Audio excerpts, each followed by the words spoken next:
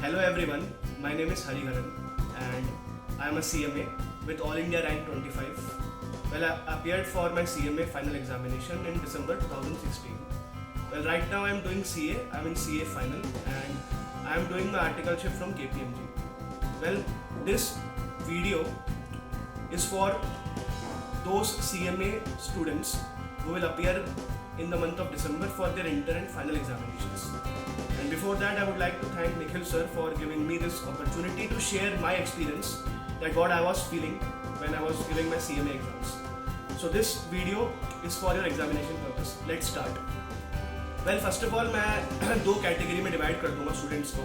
Well, पहली category जिसने अपना सिलेबस कंप्लीट कर लिया है और सिर्फ रिवीजन बाकी है. सेकेंड कैटेगरी जिसका अभी किसी भी रीज़न की वजह से सिलेबस कंप्लीट नहीं हुआ. वेल, पहले तो जिसका सिलेबस कंप्लीट है और सिर्फ रिवीजन बाकी है, well guys, all the best. तुम्हारे पास बहुत अच्छा मौका है एक अच्छे मार्क्स स्कोर करने का. You just have to revise your entire syllabus 2 times.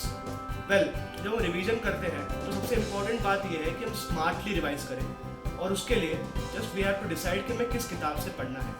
Well, market में बहुत रूमर्स है कि तुम इस बुक से पढ़ो, इस बुक से पढ़ो, ये अच्छी बुक है, वो अच्छी बुक है, and we end up studying lot of books. 4 किताब पढ़ते हैं, क्या फ़ायदा भाई? मेरे हिसाब से तुम्हें सिर्फ 2 चीज़ें पढ़नी है. एक, इंस्टीट्यूट का स्टडी मटेरियल. दूसरा, past examination papers. And for past examination papers you should buy scanners. Lakshmi Nagar में या कहीं भी तुम्हें स्कैनर्स मिल जाएंगे, वही खरीदना. बिकॉज सजेस्टेड में क्या होता है, तुम्हारे पास पास्ट के पेपर्स तो होते हैं लेकिन उसमें अमेंडमेंट्स नहीं होती for subjects like taxation, law and all. Scanners में अमेंडमेंट्स होती हैं. एंड मोस्ट इंपॉर्टेंट, एक बर्ड आई व्यू करके आता है स्कैनर में, इन विच यू कैन नो कि कौन सा चैप्टर कितना इंपॉर्टेंट है, कौन सा टॉपिक ज़्यादा रिपीट हुआ है, एंड ऑब्वियसली कौन सा चैप्टर कितने मार्क्स का है. ये स्मार्टली पढ़ने का तरीका है. तुम्हें लास्ट मोमेंट में सिर्फ रिवाइज करना है वो क्वेश्चंस जो तुम्हारे इंस्टीट्यूट के स्टडी मटेरियल में है और तुम्हारे स्कैनर में. Well, now let's come to the students who are not able to complete their syllabus. Be it any reason, coaching complete नहीं हो पा रही या कोई भी रीज़न हो, सेल्फ स्टडी कर रहे हो. वेल, पहली बात तो तुम अगर अभी भी कोचिंग जा रहे हो तो गलती कर रहे हो. प्लीज़ कोचिंग अटेंड मत करना. You just have 1 month and you have to sit in your home. तुम्हें घर पे बैठ के पढ़ना है, घर से बाहर नहीं निकलना. कोचिंग बंद कर दो. एंड दूसरा, हो सकता है तुम्हारा कॉन्फिडेंस थोड़ा डाउन हो चुका हो कि 1 महीने बचे हैं, सिलेबस कैसे कंप्लीट होगा. वेल गाइस, ऐसा कुछ मत करना. कॉन्फिडेंस तुम्हारे अंदर हमेशा होना चाहिए. You should be motivated.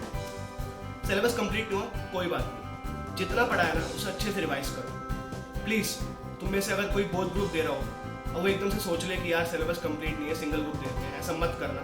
तुम पास होगे, ज़रूर होगे. जिसका सिलेबस कंप्लीट नहीं है, मेक श्योर कि तुम पास्ट के 10 पेपर्स, 10 उससे कम नहीं, 10 पेपर्स अच्छे से पढ़ना. आई गारंटी यू एटलीस्ट 40% तुम्हारा जो पेपर में क्वेश्चंस आएंगे पास्ट के पेपर से ही आते हैं. मैंने CMA के एग्ज़ाम दिए हैं, CA के एग्ज़ाम दिए हैं.